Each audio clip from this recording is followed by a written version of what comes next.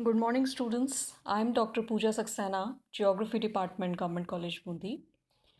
BA part first और MA previous के geography के विद्यार्थियों के लिए उनके पेपर फिजिकल जियोग्राफी भौतिक भूगोल के अंतर्गत हम समुद्र विज्ञान यानी महासागरीय विज्ञान ओशनोग्राफी का अध्ययन प्रारंभ कर रहे हैं, जो महासागरों के विस्तृत भौगोलिक अध्ययन पर आधारित है। देखिए, हमारी पृथ्वी पर जो कुल जल राशि है उसके अंतर्गत महासागरों, नदियों, झीलों, भूमिगत जल और वायुमंडलीय जल को सम्मिलित किया जाता है। जल के ये जो विभिन्न रूप हैं, इसे सम्मिलित रूप से हाइड्रोस्फीयर यानी जलमंडल कहते हैं। पृथ्वी के ग्रहीय तंत्र के जो 4 महत्वपूर्ण घटक हैं, उन घटकों में से एक है जलमंडल। ये घटक हैं atmosphere, lithosphere, hydrosphere and biosphere यानी जलमंडल, वायुमंडल, स्थलमंडल और जैवमंडल। ये सभी घटक एक दूसरे से इंटरलिंक्ड हैं, अंतर संबंधित रहते हैं जल चक्र हाइड्रोलॉजिकल साइकिल के द्वारा। हाइड्रोस्फीयर जलमंडल के अंतर्गत जो मेन मास है, जो मुख्य भार है, वो है विश्व के महासागरों का, ओशियंस का। वैसे भी अर्थ को वाटर प्लैनेट कहा जाता है क्योंकि nearly 71% of its surface is covered by the global oceans. जो महासागर हैं उनके द्वारा 71% हिस्सा ग्लोब की सतह का आवृत है। इस कारण से द ब्लू प्लैनेट नीला ग्रह है। महासागरों के विस्तृत भौगोलिक अध्ययन को प्रारंभ करने से पूर्व हम ग्लोब पर महासागरों की संख्या, उनकी अवस्थिति और विस्तार के विषय में जानकारी ले लेते हैं। देखिए, ये अटलांटिक ओशन है, जिसके पूर्वी तट पर है यूरोप और अफ्रीका, और जिसके पश्चिमी तट पर है उत्तरी और दक्षिण अमेरिका। ये हिंद महासागर है, जिसके पश्चिमी तट पर है अफ्रीका, अरेबियन पेनिनसुला, दक्षिण एशिया, और पूर्वी तट पर है ऑस्ट्रेलिया। ये उत्तर की ओर उत्तरी ध्रुव सागर आर्कटिक ओशन है। ये दक्षिण की ओर दक्षिणी ध्रुव सागर एंटार्क्टिक ओशन है। और विश्व में जो सबसे विस्तृत महासागर है पैसिफिक ओशन, ये प्रशांत महासागर है। देखिए, आपको वैगनर की महाद्वीपीय प्रवाह परिकल्पना स्मरणीय होगी, जिसके अनुसार कार्बोनिफेरस पीरियड में सभी स्थलखंड परस्पर एक सम्मिलित पिंड के रूप में थे, जिसे उन्होंने पेंजिया नाम दिया, जिसके चारों ओर एक विस्तृत जल राशि थी जिसे उन्होंने पेंथाल्सा कहा। ये पेंथाल्सा वास्तव में एक प्रिमिटिव पैसिफिक ओशन ही है, जिस पर चारों ओर से स्थलीय आक्रमण हुए, जिसके फलस्वरूप प्रशांत महासागर सिकुड़ता गया और पेंजिया के विभाजन के फलस्वरूप स्थलखंड जो विभिन्न दिशाओं में प्रवाहित हुए, उनके मध्य में जल राशि उभर कर आई, जो कि वास्तव में प्रशांत महासागर का ही हिस्सा है। जैसे अटलांटिक ओशन की उत्पत्ति नॉर्थ अमेरिका, साउथ अमेरिका और यूरोप और अफ्रीका स्थलखंडों के एक दूसरे से विपरीत जाने के क्रम में हुई। इसी प्रकार जो हिंद महासागर है उसकी उत्पत्ति गोंडवानालैंड स्थलखंड के विभाजन और विभाजित खंडों के दक्षिणवर्ती खिसकने के फलस्वरूप हुई। आर्कटिक ओशन और एंटार्क्टिक ओशन की उत्पत्ति वांडरिंग फ्रॉम पोल्स, ध्रुवों से हटने के निष्कर्ष के रूप में जानी जाती है। तो इस क्रम में जो प्रशांत महासागर है वो सिकुड़ता गया, लेकिन आज भी ग्लोब पर जो सबसे बड़ा महासागर है वो पैसिफिक ओशन है। देखिए, इसे अलग रूप में देखते हैं। पैसिफिक ओशन जो विश्व का ग्लोब पर लार्जेस्ट ओशन है। माना जाता है कि अटलांटिक ओशन और इंडियन ओशन को यदि कंबाइन कर दिया जाए, जोड़ दिया जाए, तो उतना बड़ा ये है। और विश्व के कुल महासागरों का 50% वाटर प्रशांत महासागर के अंतर्गत आता है। इसका साइज़ है 165.25 million square kilometres, average depth है 4280 मीटर्स, और इसका जो डीपेस्ट पॉइंट है वो है मेरियाना ट्रेंच, जो 10,911 मीटर की गहराई रखता है।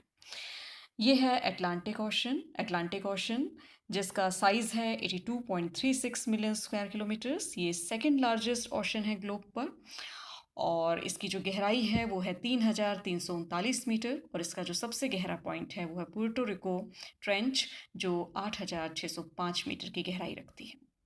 ये है इंडियन ओशन, जो कि तीसरे नंबर पर आता है, और साउथ ऑफ एशिया और ईस्ट ऑफ अफ्रीका से घिरा हुआ ये महासागर है। इसका जो साइज़ है वो है 73.56 million square kilometres, average depth है 3,960 मीटर्स। इसका जो डीपेस्ट पॉइंट है वो सुंडा डीप, जो कि 7,450 मीटर की गहराई रखता है।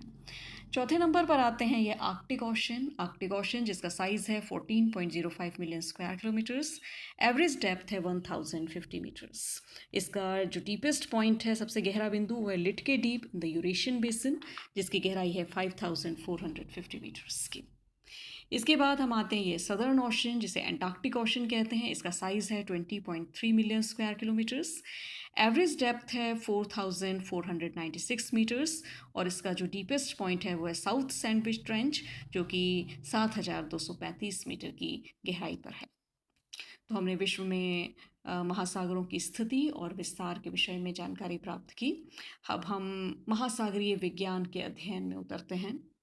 देखिए, सर्वप्रथम जो सोपान है महासागरीय अध्ययन का, वो प्रारंभ होता है महासागरीय नितल के कॉन्फ़िगरेशन से, यानी जो ओशन फ्लोर है उसका विन्यास किस प्रकार का है, उसका उच्चावच किस प्रकार का है, उसका हम सर्वप्रथम अध्ययन प्रारंभ करेंगे।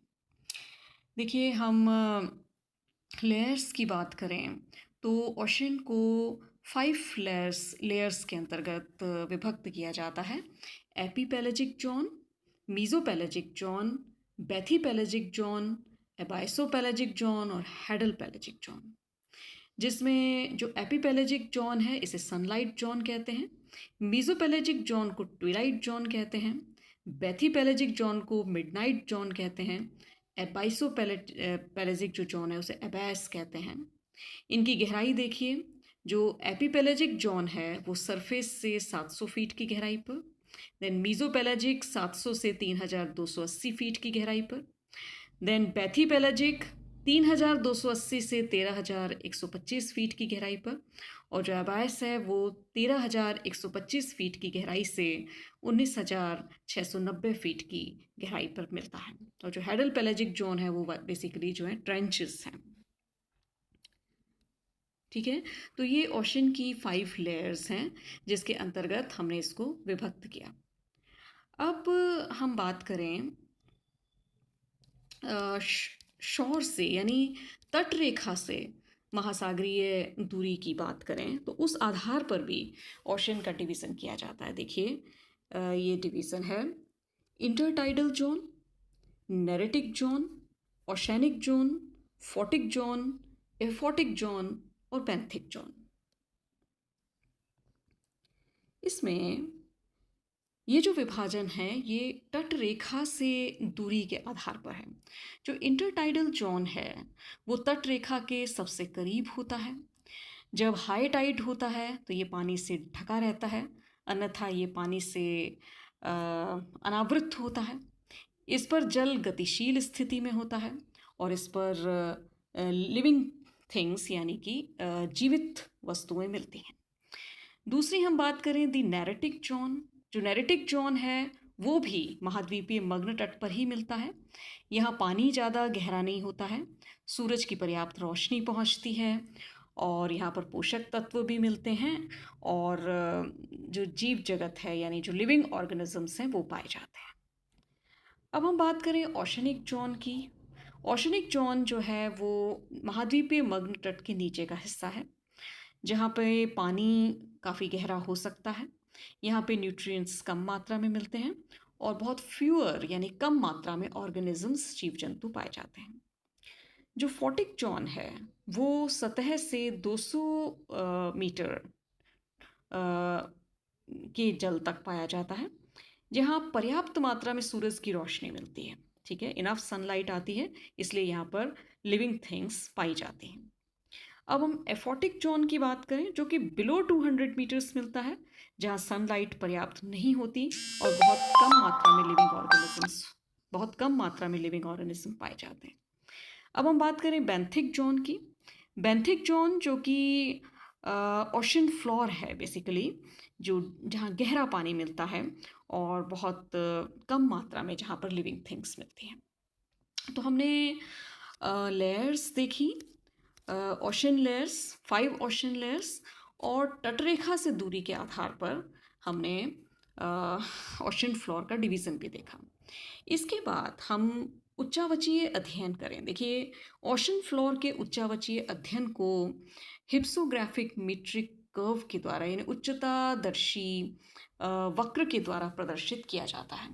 इस आधार पर ओशन फ्लोर को हम चार महत्वपूर्ण हिस्सों में बांटते हैं: कॉन्टिनेंटल शेल्फ महाद्वीपीय मग्न तट, कॉन्टिनेंटल स्लोप महाद्वीपीय मग्न ढाल, गहन सागरीय मैदान और इसमें बीच बीच में उपस्थित ट्रेंचेस एंड आइलैंड आर्क्स के अंतर्गत। देखिए, सबसे पहले हम महाद्वीपीय मग्न तटों की बात करें। ये वो हिस्सा है जो स्थल और जल का जंक्शन है। ये महाद्वीप का किनारे वाला भाग है जो महासागरीय जल में डूबा रहता है।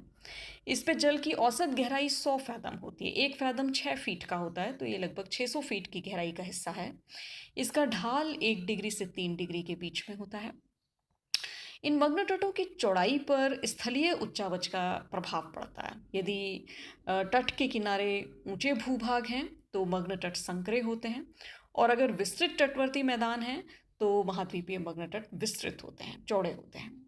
संपूर्ण ओशन फ्लोर के औसत रूप में 8.6% भाग पर मग्न तट पाए जाते हैं, लेकिन विभिन्न महासागरों में इनके विस्तार में भिन्नता प्राप्त मिल सकती है। जैसे अटलांटिक महासागर में के संपूर्ण क्षेत्र के 13.3% भाग पर, प्रशांत महासागर में 5.7% भाग पर और हिंद महासागर में 4.2% भाग पर मग्न तट मिलते हैं।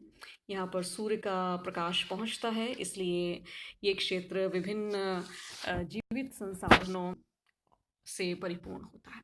देखिए, मग्न तटों की उत्पत्ति के विषय में विभिन्न मत प्रचलित हैं। कुछ लोग इसे नदियों द्वारा और सागरीय लहरों द्वारा अपरदन की क्रिया का परिणाम मानते हैं कि ये सागरीय चबूतरे हैं जो कि सागरीय तरंगों द्वारा अपरदन की प्रक्रिया से निर्मित विस्तृत प्लेटफॉर्म्स हैं।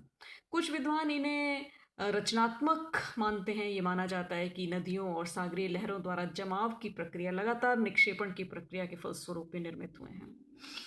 कुछ विद्वान इसे भ्रंशन यानी फॉल्टिंग एक्शन के द्वारा निर्मित मानते हैं कि लंबी लंबी दरारें पड़ी और जिससे महाद्वीपीय किनारे का भाग धंस गया और जलमग्न होकर उसने मग्न तट का रूप ले लिया। इसके अलावा एक मत तो ये भी कहता है कि प्लीस्टोसीन हिमयुग में जब सागर तल में 38 फैथम की गिरावट हुई तो महाद्वीपीय किनारों के सहारे जो स्थल थे वो जलमुक्त हो गए, जिन पर ग्लेशियर्स ने अपरदन किया और विस्तृत चबूतरे निर्मित हुए। फिर जब हिम चादरें पिघली और हिमकाल का अवसान हुआ तो इस सागर तल पुनः ऊपर उठ गया और सागरीय चबूतरे जो थे वो जलमग्न हो गए और विस्तृत जलमग्न तटों का निर्माण हुआ। तो विभिन्न मत महाद्वीपीय मग्न तटों की उत्पत्ति के विषय में प्रचलित हैं। दूसरी ओर महाद्वीपीय मग्न तट का जो नीचे का हिस्सा है वहाँ से महाद्वीपीय मग्न ढाल प्रारंभ होते हैं, जिनका ढाल कोण औसत रूप में 5 डिग्री माना जाता है, लेकिन विभिन्न तटों पर इनकी ढाल में भिन्नता पाई जाती है। समस्त सागरीय क्षेत्रफल के केवल 8.5% भाग पर ही मग्न ढाल मिलते हैं, लेकिन अटलांटिक महासागर में 12.4%, प्रशांत महासागर में 7% और हिंद महासागर में 6.5% भाग पर मग्न ढालों का विस्तार पाया जाता है। यहाँ जल की गहराई 200 से 2000 मीटर तक होती है। क्योंकि इनका ढाल तीव्र है इसलिए इन पर किसी भी प्रकार का निक्षेप टिक नहीं पाता, लेकिन हल्के पदार्थों का आवरण जरूर देखने को मिलता है। इसकी उत्पत्ति के विषय में भी वही सागरीय तरंगों द्वारा अपरदन या निक्षेपण की प्रक्रिया या विवर्तनिक क्रिया से निर्मित इसको मानते हैं।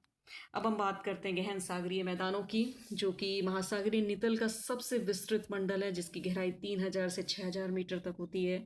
संपूर्ण महासागरीय क्षेत्रफल के लगभग 75.9% भाग पर गहन सागरीय मैदानों का विस्तार पाया जाता है। प्रशांत महासागर में 80.3%, इंडियन ओशन में 80.1% और अटलांटिक ओशन में 54.9% भाग पर सागरीय मैदान का विस्तार है। इनमें बीच बीच में लंबे पतले कटक पाए जाते हैं। इन विस्तृत मैदानों पर सागरीय जीवों, पौधों और क्षारीय पदार्थों के निक्षेप मिलते हैं, लेकिन अपरदन से प्राप्त मलबा यहाँ पर नहीं पहुँच पाता है। यहाँ पर वॉल्केनिक आइलैंड्स भी मिलते हैं और ज्वालामुखी उद्गार के फलस्वरूप निस्सृत जो पदार्थ हैं उनका जमाव भी देखने को मिलता है। इसके बाद हम बात करें ओशनिक डीप्स की। ओशनिक डीप्स महासागरों के सबसे गहरे भाग हैं जो ओशन फ्लोर के 7% पर फैले होते हैं। इनके ढाल खड़े होते हैं और इनकी स्थिति प्राय तट के सहारे मेखलाओं के रूप में देखने को मिलती है। एक्चुअली डीप्स दो तरह के होते हैं, एक तो कम क्षेत्रफल वाले गहरे गर्त जिन्हें डीप्स कहते हैं, और दूसरे लंबे खड्ड जिनको ट्रेंचेस कहते हैं।